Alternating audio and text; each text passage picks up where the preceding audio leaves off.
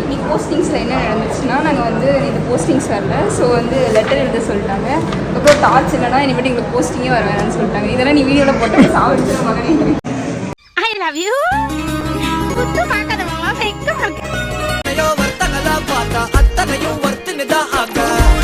கண் இருக்கும் எல்லோரும் தூங்கத்தான் செய்வார்கள். ஏதோ அலுப்பில் கொஞ்சம் அசந்திருப்பேன். தூங்கி விட்டேனாம், அதை பெரிய துக்கமாக பேசுகிறார்கள்.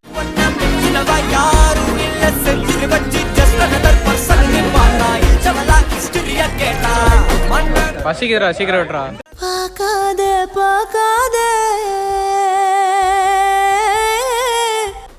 பாருங்க இவங்களாம் சீனத்துக்காக வந்திருக்காங்க.